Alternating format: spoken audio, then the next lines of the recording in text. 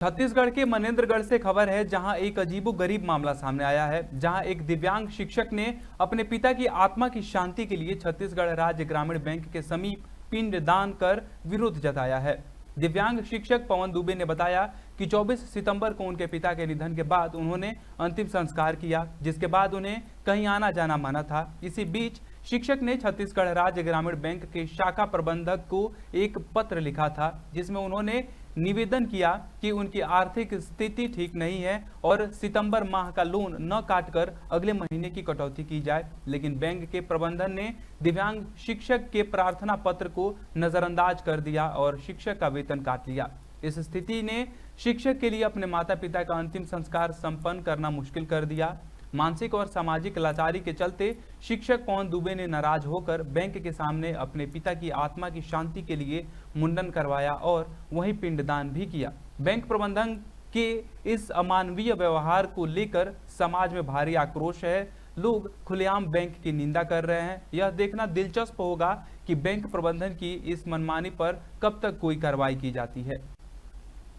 सितंबर 2024 को मेरे पिताजी का देहावसान हो गया था और मैं एक शिक्षक हूं और मेरी जो सैलरी है वो छत्तीसगढ़ राज्य ग्रामीण बैंक शाखा मनेंद्रगढ़ में आती है।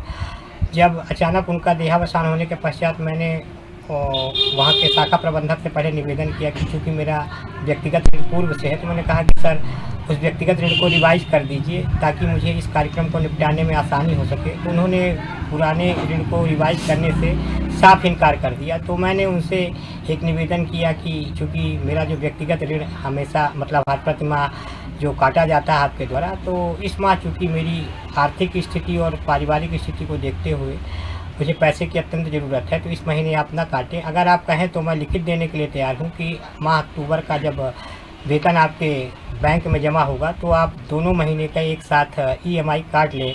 परंतु उन्होंने मेरी इन सब बातों को भी दरकिनार कर दिया और मैंने चूँकि उस समय मैं अग्नि संस्कार किया था और मैं उस अग्नि संस्कार करने के पश्चात मैं कहीं बाहर नहीं निकल पा रहा था, तो मैं अपने एक शिक्षक स्टाफ को और एक मेरे और मित्र हैं अविनाश द्विवेदी, उनको बैंक में भेज के मैंने एक आवेदन दिलवाया था कि चूँकि मेरे साथ सहानुभूतिपूर्वक विचार करते हुए मेरी स्थिति को देखते हुए मेरी किस्त को न काटे, ताकि मैं अपने पिताजी के जो एक हिंदू रीति रिवाज सनातन पद्धति से जो कार्यक्रम होते उसे सब पूर्ण कर सकूं। परंतु छत्तीसगढ़